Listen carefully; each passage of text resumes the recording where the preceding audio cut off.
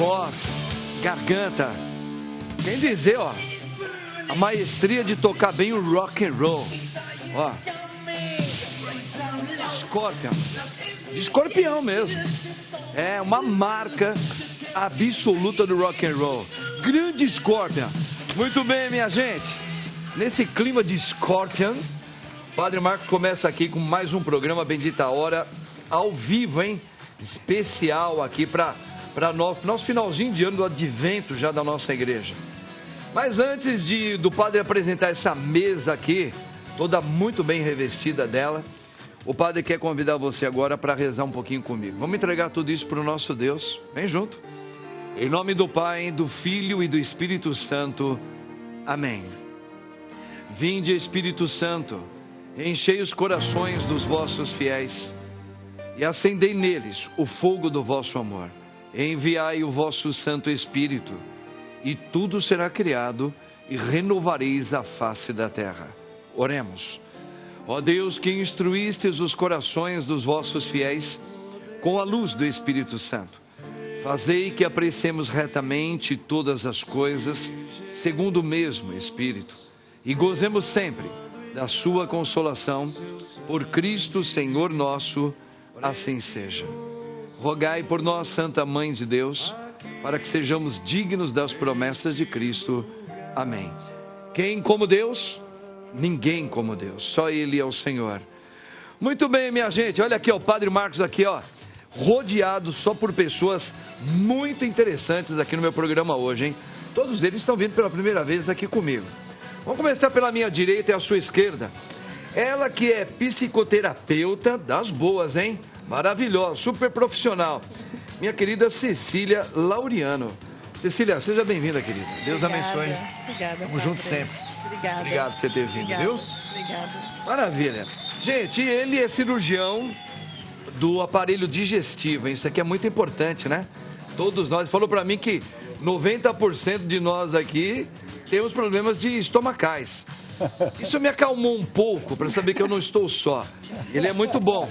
Doutor José Afonso Saller. Doutor, obrigado, seja bem-vindo, viu? Obrigado. Que bom estarmos aqui, o senhor também, viu? Obrigado por senhor ter vindo. Ela é advogada, tá? Super competente. E eu tenho o prazer de tê-la aqui hoje no nosso programa, a doutora Márcia Ribeiro. Doutora Márcia, seja bem-vinda. Obrigada. Viu? Muito obrigada que alegria. pelo convite. Maravilha. Eu que agradeço. Imagina, para nós é uma alegria. Ele é jovem médico, pediatra, e é com muito carinho que nós trazemos ele aqui para falar sobre o trabalho com essas crianças aí, trabalhando a saúde dela. Doutor Tiago Dutra. Doutor, estamos juntos aí, viu? Seja bem-vindo. Que alegria. Gente, olha, nós temos aqui o pensamento do dia, e eu quero partilhar aqui com a mesa, quero saber um pouquinho a opinião de vocês também, sobre esse pensamento aqui, ó. Dá uma olhada, ó. Frase do dia. Você nasce sem pedir, e morre sem querer. Aproveite o intervalo. Olha só, a gente nasce realmente sem pedir, né? Ninguém nasceu para nascer, como o pessoal fala, né? Mas a gente morre sem querer, a gente não quer morrer, Viver é bom. Viver, principalmente que quem pode viver com qualidade de vida, é muito bom viver. Apesar de que agora eu só quero dar aquela jogadinha assim, mas vocês abraçam do jeito de vocês aí. Só que nós todos íamos morrer de qualquer maneira. Está escrito na Sagrada Escritura que Deus deu um tempo de vida para cada ser humano, né? Então nós não nascemos para ser eternos aqui. Então nós iremos perecer. Agora, o medo de morrer, ele só acontece entre nós por causa do pecado. Se não houvesse pecado, nós íamos morrer do mesmo jeito. Mas nós não teríamos esse pavor da quebra, né? Porque a morte é uma quebra. Eu saio daqui, ou alguém sai da nossa vida, e isso machuca. E esse machucar é por causa do pecado. Se não tivesse pecado, nós nos lançaríamos com muito amor na morte, né? Então, você realmente não pede para nascer, e morre sem querer.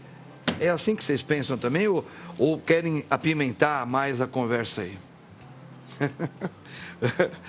E aí, o que você me diz aí, Cecília? Um pouquinho sobre essa frase, esse pensamento?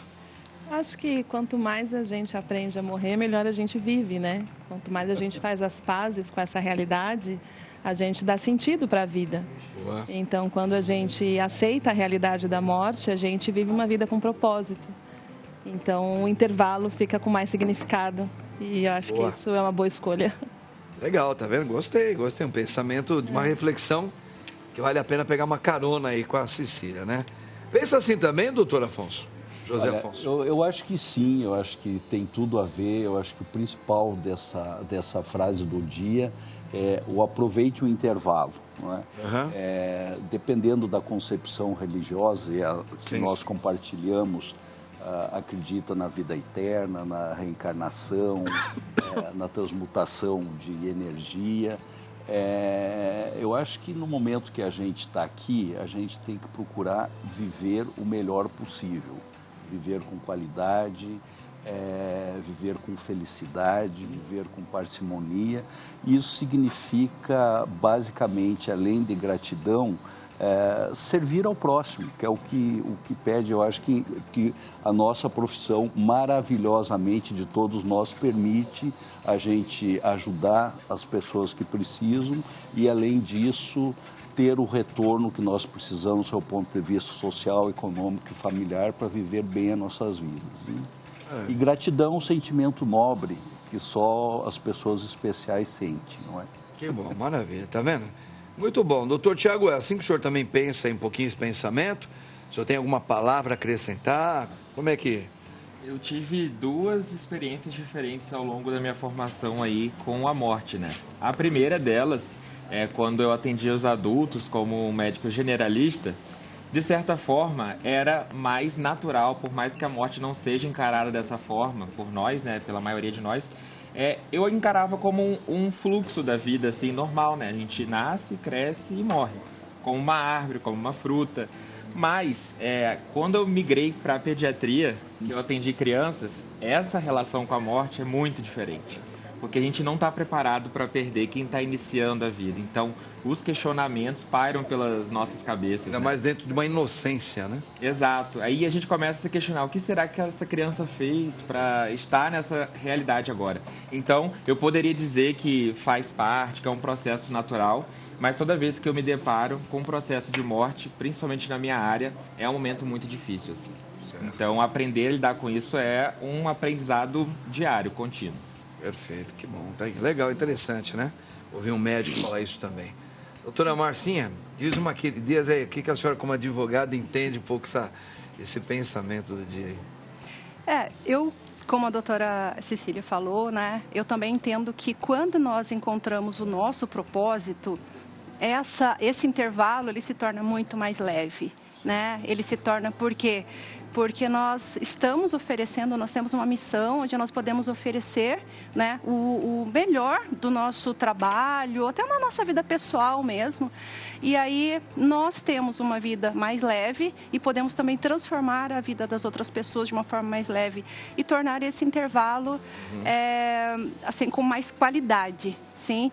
E também, a partir do momento que nós resolvemos ter essa postura mais leve diante da vida, eu também acredito que a morte ela não fica uma coisa tão traumática, né? A gente acredita, assim, que eu também acredito, né, em vida eterna, e eu acho que a gente consegue levar isso assim com mais leveza, com mais alegria. Legal, maravilha, tá vendo? Eu gosto muito de ouvir a opinião das pessoas e é muito bonito, né, que cada um pode contribuir ainda mais ainda para ilustrar o nosso pensamento. Hoje é o Dia Internacional da Pessoa com Deficiência. Hoje. E a nossa enquete de hoje é a seguinte, e você vai participar, o padre quer no finalzinho saber. Você acredita que o mercado de trabalho é abrangente para as pessoas com deficiência? Quero saber a sua opinião, tá bem? Tá? Então você vai lá, entra depois no nosso Instagram oficial, @Programa Bendita Hora, tá bom? Tá? Fechou? Tá? Gente, vamos aqui à primeira notícia, primeira informação. Quero ouvir a opinião aqui, Trauma na infância dobra o risco de doença mental na vida adulta, mostra estudo. Com a mesma genética, família e educação. Irmãos que sofrem violência têm muito mais chance de desenvolver problemas. Olha, a gente trabalha muito com isso aqui também, Cecília, na paróquia, né? A gente atende muitas pessoas que elas são vítimas de traumas, né? Isso já adultas elas estão. E se a gente cavucar um pouquinho, a gente encontra muitos motivos aí. O trauma na infância, realmente, ele dobra o risco de doenças mentais aí que a gente vê no dia a dia, né? Sim, doenças mentais e o adoecimento como um todo. Porque a gente está falando de um impacto importante na formação, no desenvolvimento. E a maneira como a gente se desenvolve vai predizer a maneira como a gente vive. Certo. Os novos desafios, aquilo que a pessoa vai se expor, aquilo que ela vai desenvolver. E o estudo que é citado nessa matéria, ele é muito interessante porque ele estudou 25 mil gêmeos. Então, para os pesquisadores, estudar gêmeos é o ao concurso, porque você tem uma amostra de pessoas que vivem sob a mesma genética, teoricamente sob o mesmo ambiente, então você tem uma possibilidade de observar esses fatores intervenientes com mais pureza. E esse estudo cita o caso de 2 irmãos, que um desenvolve uma vida bastante promissora, próspera, e o outro que sofreu violência sexual na infância, com depressão e outros agravamentos devido a esses traumas que ele viveu. Cecília, nós estávamos falando ali, antes da gente entrar no ar, que nós somos únicos, né? Cada pessoa, por mais que sejam gêmeos, cada um é uma pessoa única. De repente, vamos supor que os dois sofreram um mesmo trauma, ou algo parecido. Só que a resposta de cada um é diferente na hora de um tratamento ou de até ter algum problema mental, um e o outro não, né? Isso Sim. também é verdadeiro. É verdadeiro. Existe uma proximidade, no caso de gêmeos, pelos fatores genéticos, né, e a composição, mas ainda assim a maneira como o organismo absorve o evento, como processa o evento e como gera aprendizado ou limitação a partir do evento, depende de como a pessoa viveu, como ela legendou, como ela experienciou, como ela absorveu o impacto. Perfeito. Então, é por isso que a gente diz que viver trauma não é igual a ficar traumatizado. Trauma é a experiência, é o evento, então passei por um abuso, passei por um sequestro, passei por um assalto. Como eu fiquei após isso, depende da maneira como o meu organismo viveu esse evento. Então, a traumatização é uma consequência do trauma e não é o evento que determina sozinho. O evento, ele é um fator, porém a maneira como a pessoa vive o evento é mais determinante para dizer qual foi o desfecho daquele evento, traumatização ou outras formas de então, efeito. É extremamente errado a gente falar para uma pessoa, poxa, isso aí eu também já tive esse tipo de comportamento. Por exemplo, meu pai brigou comigo, meu pai me bateu, como bateu nela, agora ela ficou com trauma disso. É aquilo que você acabou de falar.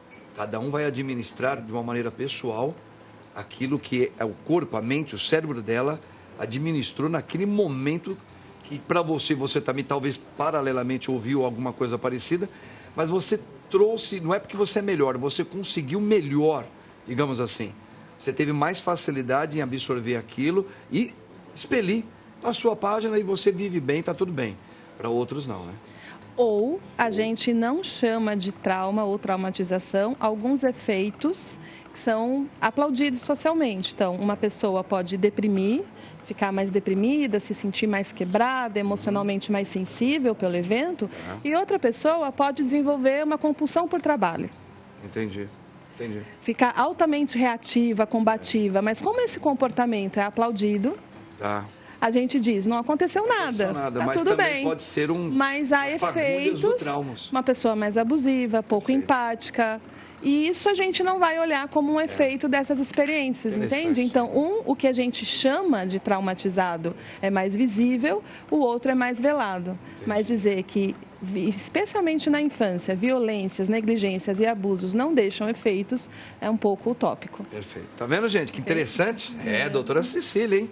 Maravilhoso. Agora nós temos outra notícia aqui, ó. Presta atenção. Vamos ver aqui. Dificuldade de diagnóstico do autismo. Pode subestimar número de crianças com a doença. Ô, doutor Tiago, essa notícia, a dificuldade do diagnóstico, né? Realmente precisa ter um cuidado ao se fazer um diagnóstico. quais seriam os primeiros passos, principalmente para os pais, né? Eu acho que os pais são aqueles que estão no dia a dia. O que seria importante eles prestarem atenção em primeiro ponto, para não já considerar um caso assim, mas que já deve prestar atenção com um olhar diferente? Bom, aí, como a notícia mesmo falou, o número de crianças pode ser subestimado, de fato, pela dificuldade diagnóstica. O diagnóstico do autismo, ele é um diagnóstico clínico, isso é importante falar para os pais. Clínico, né? Clínico. Porque muitos pais falam, porque eu não consigo pagar um exame, ou na minha cidade não tem um exame. Não existe exame que a gente faça, exame de imagem, exame de sangue, nada disso, que vá dar um laudo de autismo. O laudo de autismo ele vai ser feito por um profissional que vai cautelosamente ali analisar aquela criança, aquela família, os comportamentos, todas as complexidades ali envolvidas para dar esse diagnóstico.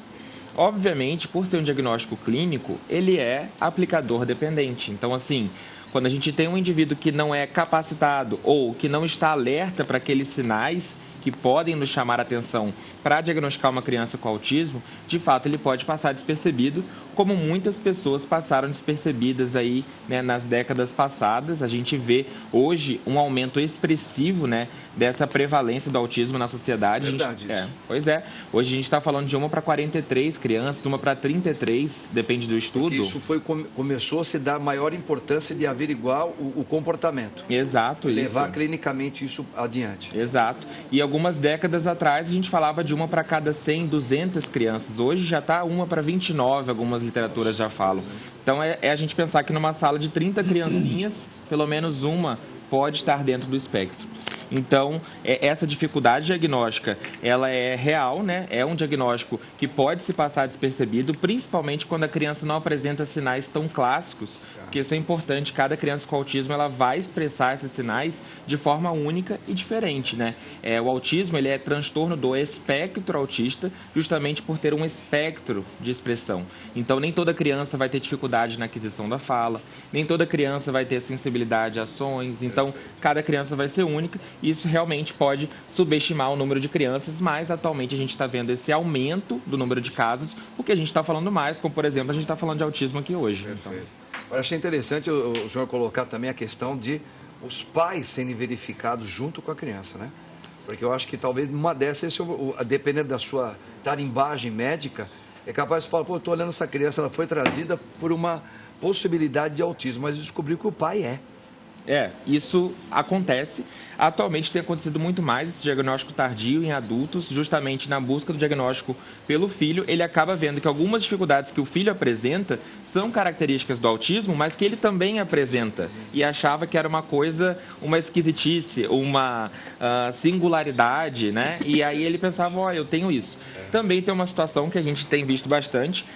Às vezes os pais eles não se enquadram no diagnóstico, mas eles podem apresentar características que são semelhantes ao transtorno do espectro autista. É o que a gente chama de fenótipo ampliado, quer dizer, é uma forma mais ampliada do indivíduo expressar alguns sinais, mas que não são os itens necessários para fechar esse diagnóstico. Interessante, hein? Puxa vida. É correto falar que é uma doença, doutor, isso aí? Não, não é correto, né? A doença, por exemplo, se o senhor tem uma gastrite, a gente sabe toda a fisiopatologia da gastrite, a gente sabe o que causou a gastrite no senhor. Então, eu vou te dar um tratamento totalmente ali formalizado, porque eu sei o que causou a gastrite no senhor. Já no autismo é diferente, ele é multifatorial. Então, a gente tem o fator da genética e o ambiente envolvidos, principalmente genética também. E cada dia mais a gente vê também fatores ambientais que a gente antes não conhecia. Perfeito. Como, por exemplo, antes as crianças prematuras extremas, em sua grande maioria, não sobreviviam. Hoje a gente vê a sobrevivência de um grande número de prematuros extremos, que também está envolvido com o aumento do número de casos hoje em dia. Então, por ser uma gênese diversa, a gente fala que não é uma doença, é um transtorno do neurodesenvolvimento. Perfeito, interessante, hein? Nosso programa é bom demais, Dá uma olhada aqui, Infância em risco. A verdade sobre a obesidade infantil no Brasil, tá? Dá uma olhada aí, gostosinho que ela está comendo ali. Ô, doutor José Afonso, fala um pouquinho sobre essa infância em risco aí, né? Essa obesidade infantil, né? Está crescendo, tá? Eu acho que, assim, não tenho certeza, porque eu trabalho com isso há mais de 30 anos. A obesidade é a grande pandemia dos últimos 50 anos. Meu Deus. Nós temos 40% da população mundial. Você está falando de um modo geral. De um modo geral. Tá. Para situar, 40% da população mundial com algum grau de sobrepeso ou já em níveis de obesidade. Desses, carregam doenças associadas, principalmente metabólicas, diabetes, hipertensão, dislipidemia, mais de 30% desse número total. Então, sem dúvida nenhuma, a obesidade hoje, das doenças que causam mortes, que podem ser evitadas, é a principal junto com o fumo, junto com o tabaco. Praticamente no mesmo patamar. No mesmo patamar. E interessante que a gente não pega atestado de óbito, morreu de obeso, morreu de infarto, de derrame. É uma consequência, não é?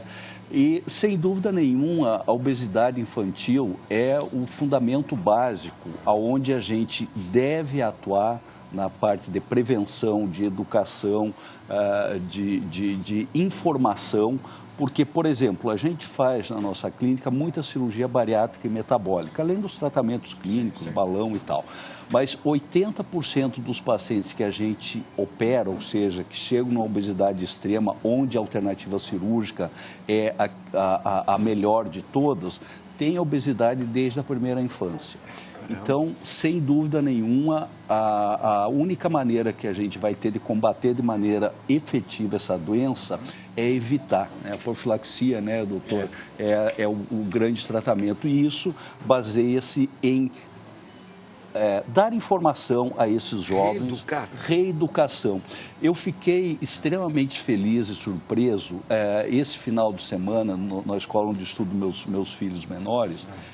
Para minha grata satisfação, teve uma feira de ciências e 30% dos estudos estão aí na quinta e sexta série do que eles apresentaram lá, era justamente sobre a obesidade infantil, a importância de alimentação correta, de atividade física, onde nessa mesma escola, há 15, 20 anos atrás, meus filhos mais velhos estudavam e não tinha nem educação física para não perder tempo para aprender línguas estrangeiras e tal e tal. Então, eu acho que está começando uma conscientização em relação a isso. Até porque quando nós éramos pequenos, era muito comum você ver até nos merchans, nos comerciais, tudo se liga a criança doce, né? Exato. A gente aprendeu uma coisa errada, porque criança, mamãe, onde você vai? Eu vou no mercado. Só compra um chocolate? Mamãe, só compra um sorvete? Mamãe, dá uma pizza.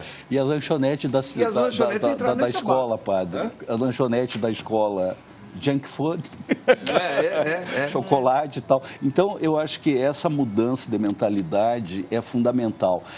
Um raciocínio simples. A gente hoje no Brasil faz em torno de 80 mil cirurgias bariátricas metabólicas por ano. O senhor sabe quantos pacientes novos aqui no Brasil chegam a níveis de obesidade de indicação cirúrgica? 300 mil. Ou seja, essa conta não fecha nunca. O senhor sabe quanto % dos pacientes com indicação cirúrgica a gente consegue operar aqui? Menos de 1%. Porque ou não tem acesso a um plano de saúde, ou a medicina privada. Aliás, fazendo um gancho, cada vez mais as clínicas especializadas nisso estão criando programas de democratização de acesso a esse tipo de tratamento, não só cirúrgico e tal. A gente tem bariátrica para todos lá no Instituto, que tem procurado abranger, porque nós temos hoje no Brasil mais ou menos 70% da nossa população que não tem acesso a um tratamento de saúde, ou teoricamente tem, mas você vai entrar numa fila de espera que não termina nunca. Né? Que coisa, tá aí, ó, que coisa, tá vendo? Importantes as informações, né? Mas vamos lá, porque nós temos outras informações também muito importantes aqui, ó. Vamos ver isso aqui, gente, olha, redução no abono salarial atinge milhões de trabalhadores, impacta a economia brasileira. Olha, essa redução aí, doutora Márcia, explica um pouquinho para nós quais seriam os motivos disso, né? Por que essa redução no abono salarial, hein? Por que isso está impactando tanto? Assim, acontece que o salário mínimo, ele tem sido corrigido normalmente acima, né, da inflação. E o que tem acontecido? Como o piso salarial nosso no Brasil ele não é tão alto e hoje, para ter direito ao recebimento desse abono, a pessoa pode ganhar até 2 salários mínimos, isso está impactando, tipo, 2023, 25 bilhões para pagar o abono, 2024, 28 bilhões, a previsão para 2005, 30 bilhões. Meu Deus. Então, existe um crescente, né, de valor aí que está tendo ocasionando também um déficit para o governo. E o que acontece? Nós já sabemos, e não é segredo, que o governo esse ano todo, desde o ano passado, já tem cortado gastos, o que é necessário. Sim, porque tem que ter o equilíbrio, claro. Terá que ocorrer esse equilíbrio. E o que foi essa redução do abono, desse abono que são para aquelas pessoas que recebem até 2 salários mínimos, que trabalharam pelo menos 30 dias com carteira assinada no ano, né? No ano, por exemplo, no ano anterior, que estão vinculados ao PIS, ao PASEP. Então, tem alguns requisitos, não são todas as pessoas que têm esse direito. Aí, o que o governo quer? Reduzir, ao invés de os beneficiários desse abono, que vão ganhar um salário mínimo por ano, serem os beneficiários que recebem até 2 salários mínimos, que é reduzir para quem ganha até 1 salário mínimo e meio. Mas isso, assim, ela faz parte de um pacote, né, de corte de gastos que o governo está fazendo. Existem outras áreas também que sofrerão esse impacto, que ocorrerão essas alterações, mas ele não é imediato. Vai ocorrer uma transição. Então, as pessoas, às vezes, estão achando que já vai acontecer para o próximo ano, já vai ter essa redução. Uma coisa que ainda vai ser... Sim, porque ainda... Paulatinamente. Sim, isso. Até porque ainda é uma PEC que ainda precisa tramitar, ser votada. É uma coisa bem discutida, né? Porque, assim, a gente entende que tem que ter uma redução mesmo de gastos no país, acho que em todos os países, isso é óbvio. Só que o que nos entristece não é isso em si, né? É que às vezes paralelamente, a gente fica sabendo, por fontes seríssimas, que aqueles que hoje estão à frente, que fazem todo esse desenvolvimento para a população, eles têm reajustes salariais o tempo todo com aumento. Isso revolta a população todinha. Quer dizer, tudo bem, vai abaixar o meu salário um pouquinho, vai ter um abono, tá, ok, beleza, para o bem do país, legal. E os que estão à frente, os que estão no comando, por que não entram na mesma ciranda do que a gente? Sim. Isso é revoltante também, Sim. Né, doutor? Era o que nós conversamos antes, né, doutor? Que existe todo um pacote, eles têm uma planilha de redução, quanto de economia ocorrerá agora. A previsão são reduções progressivas que acontecerão até 2035 e tem 375 bilhões, alguma coisa assim. Aí eu até falei com o doutor...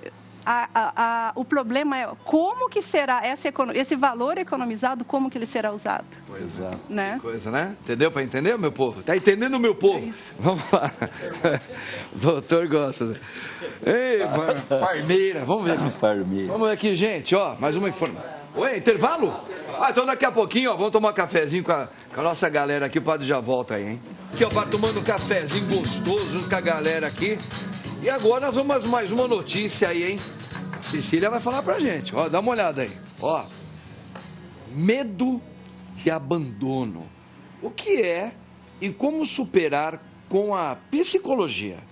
Medo de abandono. Ô, Cecília, a gente tem gente que tem medo do medo já, né? Sim. Agora, um desses medos também é do abandono, né? Muita gente sofre muito com isso. Somente mais os idosos, ou não? Não apenas. Não só mais, né? Antigamente. A gente volta para o espectro do trauma, né? A gente tem medo de dores experimentadas. Então, quando a gente passa por uma situação de abandono e na condição da nossa espécie, nós somos mamíferos sociais. Nós somos desenhados para o vínculo. A gente já nasce para se conectar com outro ser humano, para poder ser cuidado muito ligado e crescer. Com a gente, o outro, né? E aí, se eu não sou cuidado, se eu sou abandonado, para nós, para nossa biologia, isso é igual à morte. Nenhum bebê sobrevive sem cuidado. Nem que você deixe uma mamadeira cheinha do ladinho dele, com 1 mês, 2 meses, como ele vai pegar e mamar se ele não tem ainda desenvolvimento motor? Então, a dependência da relação é muito importante. É difícil de alguém querer viver sozinho. Exato. Isso é uma coisa e a questão do abandono é outra coisa, né? E quando a gente experimenta essa sensação de não ter com quem, e precisar desenvolver uma autonomia de dar conta de si em fase precoce, ainda não estando prontos para essa fase de autonomia, a sensação do abandono para nós, ela é uma dor física. Ela dói, ela arrebenta o peito. Então, na vida adulta, quando qualquer coisa me passa a possibilidade de eu experimentar esse vivido, aí então eu vou precisar cuidar dessas memórias implícitas em mim, que não são memórias narrativas claras, foi aquele dia, mas toda uma sensação da minha construção de indivíduo nas relações podem despertar por meio de novas relações, o que se chama hoje popularmente de gatilhos. Isso me desengatilha tal medo, me desengatilha tal emoção. E o abandono é um desses. Então, a psicologia, ou caminhos do trabalho psicoterapêutico, nos ajuda a desvencilhar onde o passado possa descansar no passado, o presente possa ser vivido e um novo futuro possa ser construído. Tem muitos casos de pessoas que conseguem, assim, superar essa questão, esses traumas de abandono? Tem? Sim. Existe. O caminho do trabalho com trauma e todo esse espectro do sofrimento psíquico, que não necessariamente é uma psicopatologia, então a gente saber diferenciar uma coisa da outra, existe o adoecimento, o campo dos transtornos e, enfim, diagnósticos diversos, e existem as dores humanas, né? Aquilo que a gente não aprendeu a fazer. Não aprendeu a se relacionar, não aprendeu a se conectar, não aprendeu a dar limites em relações, não aprendeu a viver solo, não aprendeu a viver a dois. Então, os trabalhos de autoconhecimento, os trabalhos de desenvolvimento dessas habilidades, permite que a gente possa desenvolver novas formas de ser. Então, a gente pode aprender tudo o tempo todo. Não é só sobre superar a doença, mas aprender habilidades que nos permitam escolhas mais até sintônicas. Essa possibilidade que você acabou de falar, de você, às vezes, estar num relacionamento, vamos supor, de namoro com alguém, né? E você percebe que não deu certo. E você precisa se desligar daquele relacionamento de namoro. Sim. E as pessoas têm muita dificuldade, porque a gente não aprendeu isso, a gente não nasceu aprendendo. Sim. Então, para nós, é um desafio você até terminar um relacionamento, que aí vem o medo do que vai acontecer com o outro. Será que o outro tem a psicologia firme para poder entender, segurar? Será que ele não vai se suicidar? Não é pretensão nossa, não, de falar isso. É porque a gente sabe que tem todas essas loucuras. Então, o abandono está muito além do que a gente imagina, né? Tá vendo que maravilha, doutora Cecília, falando bem? Vamos à notícia. Mais notícia. Eu quero ouvir a notícia de terapia. Como é que é? ABA. A ciência no tratamento de crianças com autismo. Doutor, explica um pouquinho sobre isso para nós, doutor Tiago. O que é essa terapia ABA? Então, a terapia ABA, atualmente, ela foi muito popularizada, né, no Brasil, particularmente durante a minha graduação, ainda na Faculdade de Medicina, eu tinha muito receio e distanciamento dessa ciência, porque eu acabava recebendo pacientes ainda lá no ambulatório escola de crianças que eram expostas a esse tipo de terapia, mas obviamente aplicada de maneira errada. E aí eu recebia muitos pacientes desregulados, eu achava que era por conta dessa terapia. Então eu era totalmente avesso a ela, né? Falava que era adestramento, mas basicamente ABA vem do inglês Applied Behavior Analysis, que vem análise do comportamento aplicada, daí a sigla ABA. Ela basicamente é uma ciência e não uma técnica, porque uma técnica é algo muito pontual, né? Uma ciência tem toda a base teórica, todas as formas de praticar individualizadas, como se fosse uma árvore, assim, né? A aba seria uma árvore, a ciência seria ali o tronco e os galhos seriam as técnicas, né? Que cada indivíduo vai ter ali o seu galhinho, a sua folhinha que vai caber melhor para ele, de certa forma. Basicamente, para assim, as pessoas de casa entenderem como ela funciona, ela trabalha encorajando comportamentos que seriam considerados positivos para o desenvolvimento do indivíduo e desencorajando e não punindo, desencorajando comportamentos que nós não podemos chamar de comportamentos inadequados, mas comportamentos que irão prejudicar o indivíduo durante as suas interações sociais, por exemplo. O crescimento de uma criança, a gente faz um pilar aí, obviamente, da comunicação, que é muito importante, das interações sociais e tudo isso para culminar na autonomia da criança. E se a gente não trabalha esses pilares bem, a gente acaba tendo falhas nesse processo e, às vezes, um adolescente, um adulto disfuncional. E não é isso que a gente quer. Então, basicamente, ao invés de julgar essa terapia, eu fui procurar conhecer.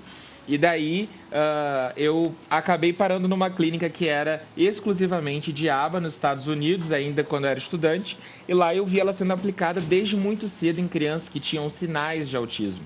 E aí essas crianças ainda não tinham diagnóstico fechado por conta da idade, eram muito novinhas, mas elas tinham ali, durante a sua semana, vários exercícios e atividades adaptadas para ela.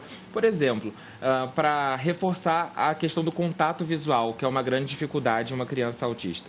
Então, vários tipos de atividades diferentes que visavam estimular aquela criança a estabelecer um melhor contato visual. No momento que ela concluía aquela atividade, ela recebia um reforçador. Não é uma recompensa, é um reforçador de algo que faça sentido para aquela criança. Porque ela pensa, olha, agora que eu olhei no olho ali do tio, aconteceu uma coisa boa comigo, então eu vou acabar tentando fazer isso mais vezes. Basicamente, a lógica é a gente treinar esses comportamentos que seriam funcionais e, obviamente, cada indivíduo vai treinar o que funciona para ele de forma única. Então, a gente não está adestrando ninguém, a gente está ensinando ele a ter funcionalidades que vão ser benéficas para o... Isso que é legal, que é importante a gente percebendo nisso tudo que o ser humano está se descobrindo, né? Sim. E a gente está vendo que eles são seres humanos, que não é uma doença, é um comportamento que tem que ser aplicado de modos e maneiras diferentes e que nós ainda estamos nos redescobrindo isso. Isso é um crescimento até para você usar uma pedagogia nas escolas, nas universidades, porque tirar aquela coisa que era sempre a mesma coisa, como se todo mundo fosse igual nesse sentido. Não, somos todos seres humanos, mas alguns respondem de maneiras diferentes. E o legal e a grandeza do homem é descobrir que existem vários atalhos que faz o ser humano ser ser humano e crescer no seu melhor. Sim. E o autista, que são vários degraus, né, que eles são muito inteligentes, a gente percebe, e é uma questão de saber lidar com eles, né? Você fazer uma leitura de saber lidar, como fazer, como tirar o máximo deles aí, e você saber lidar com eles também. E não só para as crianças autistas, né? Acho que qualquer criança deve ser estimulada a ter as suas capacidades otimizadas, né? Então, assim, o nosso sistema educacional ainda é muito engessado, mas a gente está vendo uma mudança nisso nos currículos e tudo mais. A nossa geração pegou coisas muito diferentes, né? Provas só de decorar. Isso. E hoje em dia a gente vê, por exemplo, os currículos que são adaptados nas escolas, a gente já vê um aumento disso. Só que ainda precisa, obviamente, de capacitação dos profissionais para aprender. Exato, o importante é que está começando, né? Com certeza. Coisa que não existia antigamente. Verdade. Que legal, hein, gente? Tá vendo que bacana? Doutor Tiago, jovem, já trazendo essas informações super legais pra gente. Olha lá, gente, vamos lá. Outra informação aqui importante. Vamos ver aqui. Distúrbios da tireoide. Olha, isso aí é importante, hein? Eu tenho problema com hipertireoidismo. Saiba o que são, quais as causas, os sintomas e como é o tratamento. Doutor, conta pra gente aí os distúrbios da tireoide. Porque, como é que é isso aí, as causas disso aí, os sintomas? Portanto, muita gente às vezes não sabe, tá com problema de tireoide, não sabe, às vezes tem que saber um pouquinho, tá sentindo isso? Pode ser hiper ou pode ser hipo, sabe? Uma coisinha, fala um pouquinho pra gente. Primeiro, assim, a tireoide é uma glândula que se localiza aqui, embaixo do nosso gogó, não é? E ela é a glândula que produz os hormônios que regulam todo o nosso metabolismo, né? Você pode ter uma função tireoidiana normal ou você pode, como o senhor falou com muita propriedade, ter hipertireoidismo, quer dizer, a tireoide trabalha demais, produz muito hormônio. O principal hormônio que a gente mede no laboratório para dizer se tem hipo ou hipertireoidismo se chama T4 livre, que é o hormônio tireoidiano livre. Tem uma série de outros que captam e tal, não vou falar muito mediquês aqui, né, padre? Mas quando você tem esse hormônio muito elevado, você tem, além do sintoma de hipertireoidismo, que é o emagrecimento, a dificuldade visual, cansaço, mais hiperatividade, né? Perde o sono. Isso é hiper. O hipotireoidismo é o contrário, quer dizer, quando esse hormônio está muito baixo, a pessoa fica mais apática, existe uma tendência, o senhor falou ali nas suas mensagens, de de edema, do sarcoma tal, está relacionado também com um acúmulo de líquido no nosso organismo, portanto um aumento de peso, não é?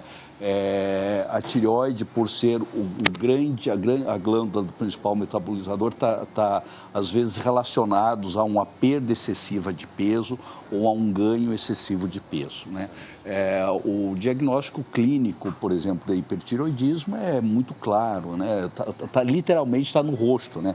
Os olhos saltam mais para fora da órbita, a gente chama de enoftalmia, ou seja, além de toda a sintomatologia. E o tratamento, depois de feito o diagnóstico, nos casos de hipotireoidismo, reposição hormonal adequada. E nos casos de hiper, é um tratamento que visa atacar a glândula no sentido de regularizar. Às vezes, essa hormonioterapia ou esse tipo de tratamento, ele leva até um efeito contrário de hipotireoidismo. Certo. E que depois, porque fica mais fácil você tratar medicamentosamente o hipotireoidismo do que o hiper, né? Mas uma doença frequente, você tem aí uma série de fatores genéticos. Exames, acho que é legal falar isso, né, doutor? Acho que um dos exames bem mais claros que dá para também diagnosticar, além do T4, é também o ultrassom. Da tireoide, né? Perfeito. Você tira, eu tenho que fazer sempre, todo ano. O ultrassom da tireoide, ele é fundamental para o acompanhamento, principalmente de quem tem nódulo, aumento da tireoide. Sim. Existe BOST, existe os nódulos que a maioria das vezes são benignos, mas o ultrassom permite não só diagnosticar os nódulos, como as características físicas dele, se é sólido, preocupa mais, e ele orienta quando é necessário fazer uma punção biópsia, que você utiliza uma agulha fina orientada por ultrassom, funciona percutâneo e aspira, e você tem um diagnóstico de benignidade ou não, com a precisão de sensibilidade e especificidade de mais de 90%. É interessante, né? Bacana mesmo isso aí. Importante saber. Eu tenho o meu hipertireoidismo, só que o meu está sempre mostrando inflamado, eu não emagreço e tal, mas eu tenho que... Fica parado. Mas ele existe, ele está lá. A principal doença genética é a tireoidite Hashimoto, né, doutor? O senhor deve saber disso mais do que eu. E é um fator genético hereditário também. Legal. Gente, olha aqui, ó, vamos mais uma outra notícia aqui. Olha, empresas que não pagaram primeira parcela do 13º podem ser multadas pelo Ministério do Trabalho. O último dia 30 de novembro foi a data final para o pagamento. Puxa vida, olha, é importante saber disso, né, Marcinha, doutora Márcia? Pode ser multada mesmo, né? Sim. Então vai ter um monte que tem que multar por aí, Bárbara. Sim, é que as pessoas normalmente não denunciam, né? Mas se denunciar... até hoje me perguntaram sobre se pode ser denúncia anônima, se qualquer pessoa pode denunciar, sim, porque às vezes o empregado fica com medo de denunciar. Mas a gente precisa saber que o 13º salário, ele pode ser pago em 2 parcelas. Não é que ele deve ser pago em 2, pode ser pago em 2 parcelas. E a primeira parcela até 30 de novembro, mas esse ano, como foi no sábado, tem que ser até dia 29 de novembro, porque tem que ser o dia anterior, útil. E a segunda parcela, dia 20 de dezembro. Então, quem já não pagou pode sim ser multado, e eu entendo inclusive que se atrasar também a segunda parcela, também cabe uma multa que é de 160 UFIRs, que hoje dá mais ou menos 176 e alguma coisa. Mas às vezes a empresa também pode anunciar que ela não vai pagar a primeira parcela, vai pagar as 2, mas vai ser depois. Você pode negociar isso não. com o funcionário? Não? Não, você pode pagar inteiro antes. Inteiro antes. Tem umas empresas que falam isso e as pessoas acabam aceitando. Porque desconhece eu vou pagar em janeiro, eu vou pagar todo dia 20. Não, ele pode pagar as 2 parcelas hoje inteiro até o dia 30 de novembro, entendeu? Sim, é antes, mas depois, aí as vésperas do Natal, né? Não é. Eu entendo que até seria desumano, né? Porque eu deixar para janeiro, parcelar. Claro, porque as festas, o momento... Sim, a pessoa não tem... Ela precisa do dinheiro antes. Exatamente, o valor é exatamente para isso, né? Agora, vai receber em janeiro, vai receber próximo do Natal, ou as 2 parcelas, não. Eu entendo que cabe multa já no primeiro atraso e se atrasar a segunda também reincide, aí o Ministério do Trabalho, ele tem até uma multa um pouco maior para... Essa multa para a empresa seria mais inserida em que tipo de coisa? Mas a senhora sabe também? Como penalidade. Ele não reverte para o empregado, ele reverte para o Ministério do Trabalho. Sim, é uma penalidade, só que fica constando como penalidade, depois tem que recolher aquele valor. E aí existe, na verdade, um rol, né, de penalidades do Ministério do Trabalho. Se as pessoas conhecessem como tem multa para não entrega do PPP, existem várias multas, né? E às vezes, por desconhecimento, as pessoas não sabem que pode ser aplicada essas multas. Posso fazer uma pergunta para a doutora Márcia, rapidinho, para nosso entendimento.